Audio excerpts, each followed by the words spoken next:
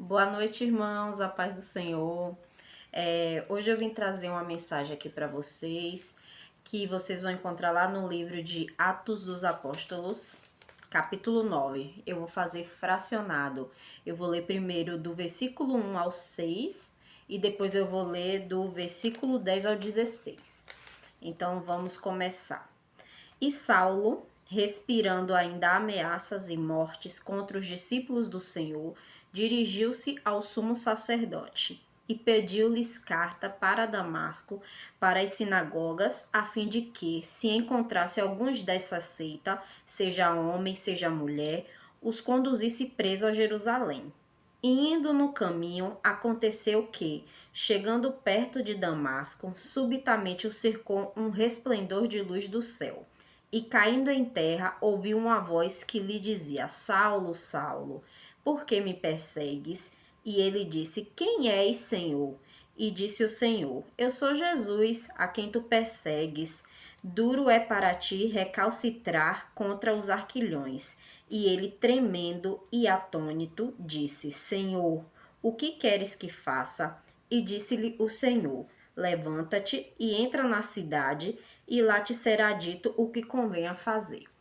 Agora eu vou ler do versículo 10 ao 16. E havia em Damasco um certo discípulo chamado Ananias, e disse-lhe o Senhor em visão: Ananias? E ele respondeu: Eis-me aqui, Senhor. E disse-lhe o Senhor: Levanta-te e vai à rua chamada direita e pergunta em casa de Judas por um homem chamado Saulo, pois eis que ele está orando. E numa visão ele viu que entrava um homem chamado Ananias e punha sobre ele a mão para que tornasse a ver.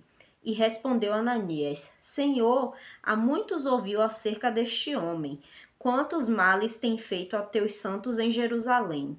E aqui tem poder dos principais dos sacerdotes para prender a todos os que invocam ao teu nome. Disse-lhe, porém, o Senhor: Vai, porque este é para mim um vaso escolhido para levar o meu nome diante dos gentios e dos reis e dos filhos de Israel. E eu lhes mostrarei quanto deve padecer pelo meu nome.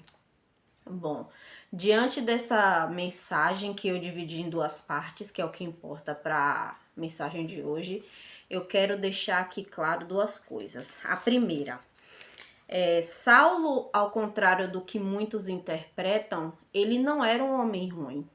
Ele fazia coisas ruins achando que estava fazendo certo. Ele era natural da cidade de Tarso, ele era da tribo de Benjamim, um cidadão judeu, ele era fariseu decreto, ele acreditava sim que Deus iria enviar um Messias, porém não era Jesus. Ele acreditava que aquilo ali era uma seita e ele perseguia mesmo a todos que acreditavam e a todos que espalhavam a palavra de Jesus. Ele perseguia mesmo. Só que ele achava que estava fazendo a coisa certa, ele achava que estava fazendo uma coisa para Deus.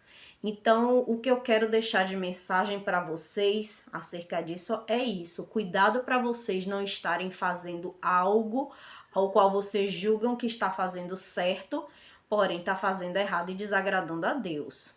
No caso de Saulo, ele teve o chamado, né? Jesus apareceu para ele ali num resplendor de luz, para vocês verem como nosso Deus é grandioso.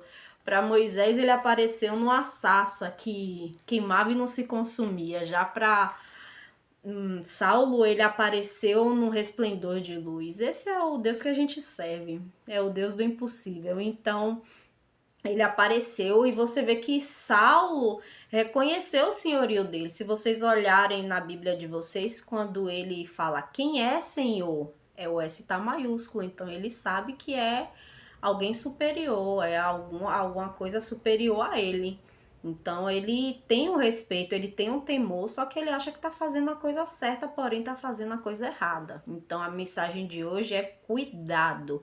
Por isso que eu falo sempre com vocês, leiam a palavra, estudem a palavra para não estar achando que tá fazendo o que tá agradando a Deus e tá desagradando. E a segunda palavra que eu quero deixar para vocês é acerca de Ananias, né?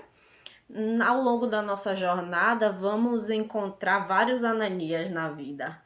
Ah, esse daí agora tá querendo pregar a palavra de Deus, mas não era esse que fazia isso de errado. Ah, não era essa que era assim. Ah, não era essa que era assado. Vão apontar o dedo para você, igual Ananias fez em relação a Saulo. Só que o que eu quero te dizer é o seguinte: Deus sabe exatamente quem é você. Nem você sabe tanto sobre você como Deus sabe sobre você. Então, não se deixe fraquejar por conta do que vão falar, por conta dos Ananias que vocês irão encontrar no meio do caminho, porque Deus sabe exatamente quem tu és e qual o propósito do teu chamado. E para finalizar, eu vou deixar uma última mensagem para vocês refletirem acerca do que eu estou falando. Vocês vão achar lá em 1 Coríntios, capítulo 1, versículo 27, onde diz: Mas Deus escolheu o que para o mundo é loucura, para envergonhar os sábios, e escolheu o que para o mundo é fraqueza, para envergonhar o que é forte. Então, fica aí a palavra de hoje para vocês refletirem.